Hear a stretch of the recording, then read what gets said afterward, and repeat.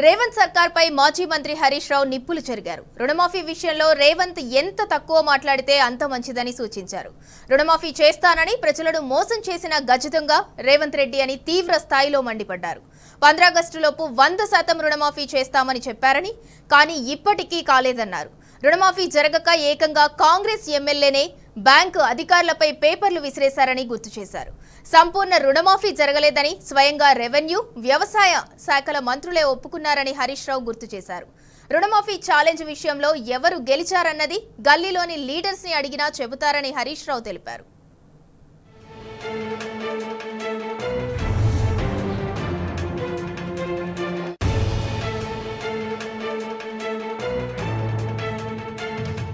రుణమాఫీపై కాంగ్రెస్ సర్కార్ను నిలదీశారు మాజీ మంత్రి హరీష్ రావు. రాహుల్ గాంధీ వస్తే రుణమాఫీ అయిందా లేదా అని ఏ గ్రామానికైనా వెళ్తామన్నారు.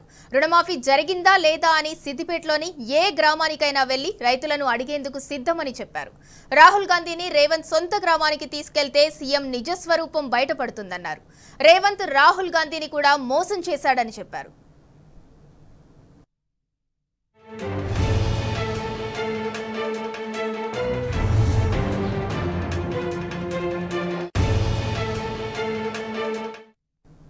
వాల్మీకి స్కామ్ పై కాంగ్రెస్ నేతలు నోరు మెదపటం లేదన్నారు మాజీ మంత్రి హరీష్ రావు. వాల్మీకి స్కామ్ ద్వారా వచ్చిన డబ్బు గోల్డ్, మద్యం, కార్ల షాపులకు వెళ్లిందన్నారు. ఈ స్కామ్ పై ఈడీకి వెళ్దామని ఎంక్వైరీ చేద్దామని చెప్పారు. ఇప్పటి వరకు రాహుల్ గాంధీ, రేవంత్ రెడ్డి ఎందుకు ఈ స్కామ్ పై మాట్లాడలేదని ప్రశ్నించారు. చోటాబాయ్ వలనే విచారణ జరగటం లేదని చెప్పుకొచ్చారు. వాల్మీకి స్కామ్ మీద తెలంగాణలో ఎందుకు విచారణ చేస్తలేరని ప్రశ్నించారు. బీజేపీ కిషన్ రెడ్డి, బండి సంజయ్ వాల్మీకి స్కామ్ మీద ఎందుకు మాట్లాడటం లేదన్నారు. బీఆర్ఎస్ పార్టీ ఖచ్చితంగా ఈడీ, సిబిఐ విచారణ చేయాలని అడుగుతుందని చెప్పారు. ఇక ఇదే అంశానికి సంబంధించి మరింత సమాచారం మా ప్రతినిధి వంశీ అందిస్తారు. వంశీ, చెప్పండి, రుణమాఫీ పేరుతో సీఎం రేవంత్ రెడ్డి ప్రజలను మోసం చేస్తున్నారని మాజీ మంత్రి ఎమ్మెల్యే హరీష్ రావు మండిపడ్డారు. అండ్ అలాగే గతంలో చూసుకున్నట్టయితే అంటే రుణమాఫీ పూర్తి కాలేదని కాంగ్రెస్ మంత్రులే చెప్పారు. ఆ విషయాన్ని కూడా హరీష్ రావు గుర్తు చేశారు. దీనికి సంబంధించిన అప్డేట్ ఏంటి?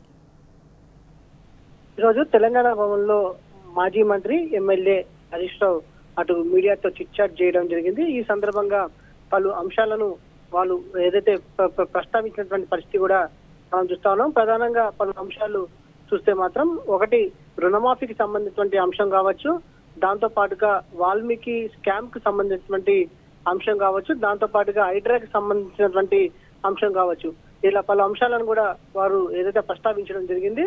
ప్రధానంగా రుణమాఫీ విషయంలో అయ్యిందా లేదా అనే అంశానికి సంబంధించి కూడా వాళ్ళు కీలక వ్యాఖ్యలు చేసినటువంటి పరిస్థితి కూడా మనకు కనిపిస్తా ఉంది. రుణమాఫీ విషయంలో నేరుగా రాహుల్ గాంధీని కూడా అటు రేవంత్ రెడ్డి మోసం చేశారని కూడా మాట్లాడినటువంటి సందర్భాన్ని కూడా మనం చూడొచ్చు.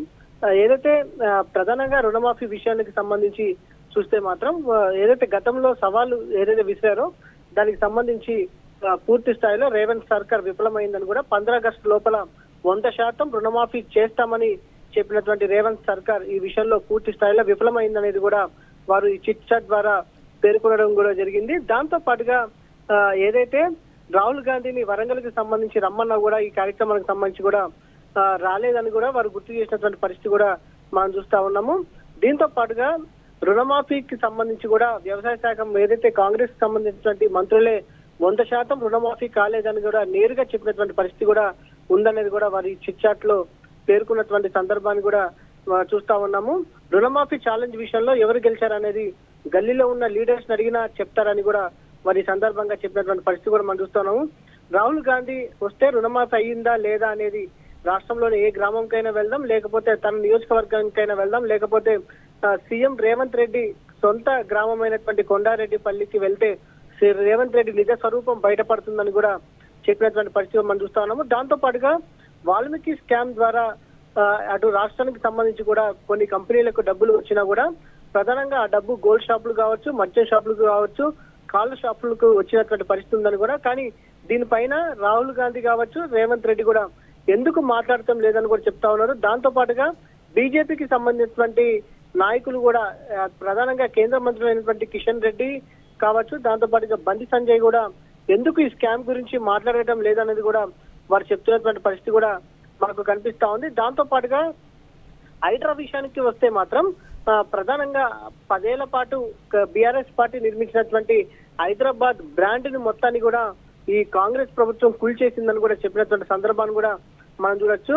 హైడ్రాకి సంబంధించినటువంటి విషయాలకు సంబంధించి చూస్తే మాత్రం బుద్ధ భవన్ కూడా హైడ్రా ఆఫీస్ లోనే ఉంది, దాన్ని కూడా కూలగొట్టమనండి. ఇదే కాకుండా హైదరాబాద్ నగరంలో దాదాపుగా 6 లక్షలకు పైగా ప్రాపర్టీస్ ఉన్నాయి, వీటన్నిటికి సంబంధించి కూడా మాట్లాడినటువంటి సందర్భాన్ని కూడా మనం చూస్తా ఉన్నాం. ఇలా అనేక రకాలుగా హైడ్రాకి సంబంధించి కూడా జరుగుతున్నటువంటి అరాచకాలను కూడా వారు ఈ సందర్భంగా ప్రస్తావించినటువంటి పరిస్థితి కూడా మనకు కనిపిస్తా ఉంది. దాంతో పాటుగా 4 సిటీ పేరు మీద కుట్ర జరుగుతుంది. వాటికి సంబంధించినటువంటి కందుకూరులో 385 ఎకరాలు సర్వే నెంబర్ 9లో ప్రభుత్వ భూమి కొల్లగొట్టేందుకు ప్రయత్నం జరుగుతుందని కూడా చెప్పినటువంటి సందర్భాన్ని కూడా మనం చూడొచ్చు. దాంతో పాటుగా 892/1 సర్వే నెంబర్ లో 28 ఎకరాల తుక్కుగూడలోని వద్ద భూమి ప్రభుత్వ పెద్దల తమ్ములు పిఏల పేరుతో ల్యాండ్ అగ్రిమెంట్ జరుగుతున్నాయని కూడా వారి సందర్భంగా పేర్కొన్నటువంటి పరిస్థితి కూడా మనం చూడొచ్చు. ఈ వివరాలన్నీ కూడా త్వరలోనే బయట పెడతామని కూడా చెప్పినటువంటి సందర్భాన్ని కూడా మనం చూస్తా ఉన్నాము. దీంతో పాటుగా రేవంత్ రెడ్డి చిట్ చాట్ పేరుతోటి చీట్ చాట్ చేస్తున్నారని కూడా చెప్పినటువంటి సందర్భాన్ని కూడా మనం చూస్తాము. గతంలో ఏదైతే అదానికి ఓల్డ్ సిటీలో కరెంటు బకాయిలు వసూలుకి అదాని కంపెనీకి అప్పచెప్తామన్నటువంటి వ్యాఖ్యలను కూడా మనం గతంలోనే చూసామని కూడా చెప్పినటువంటి సందర్భాన్ని కూడా గుర్తు చేశారు. దాంతో పాటుగా అటు ఏదైతే బీఆర్ఎస్ పార్టీ ఎమ్మెల్సీ కవిత గారి బెయిల్ విషయంలో కూడా రేవంత్ రెడ్డి చేసినటువంటి వ్యాఖ్యలు ధర్మస్థానాన్ని అటు దేశ అత్యున్నత న్యాయస్థానాన్ని కూడా ప్రశ్నించే విధంగా ఉంటున్నాయని కూడా, ఇది మంచిది కాదనేది కూడా వారి యొక్క చిట్చాట్లో మాట్లాడినటువంటి సందర్భాన్ని కూడా మనం చూస్తా ఉన్నాము. రైతు రుణమాఫీ విషయంలో కావచ్చు, ఇలా అనేక రకాల ప్రజా సమస్యల పట్ల బీఆర్ఎస్ పార్టీ ప్రజల పక్షాన పోరాటం చేస్తుందనేది కూడా మరోసారి స్పష్టం చేశారు. Right, thank you Vamsi.